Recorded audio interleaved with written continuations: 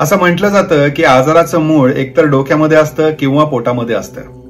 अतिविचार केल्यामुळे होतात शारीरिक त्रास आणि त्याच्या आजारांमध्ये नंतर रूपांतर होतं. आणि लठ्ठपणा म्हणजे अति खाल्ल्यामुळे देखील आपल्याला वेगवेगळे आजार होतात. मग वजन कमी करायचं असेल, जर समजा आपल्याला आध्यात्मिक प्रगती करायची असेल, आपली स्पिरिच्युअल पॉवर चांगली पाहिजे असं आपल्याला वाटत असेल, आत्मिक शक्ती आपली चांगली पाहिजे, कारण कुठेही तोंड द्यायचं असेल संकटाला तरी सुद्धा आपली आत्मिक ताकद देखील तितकीच महत्वाची असते.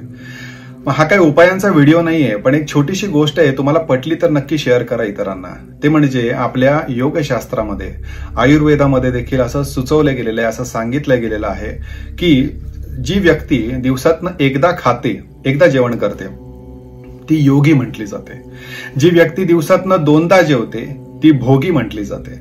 आणि जी व्यक्ती दिवसातनं 3 वेळा किंवा त्याहून जास्त वेळा खाते ती रोगी म्हटली जाते. नक्की विचार करा. शिरीष कुलकर्णी, श्री श्रद्धा ॲस्ट्रोलॉजी.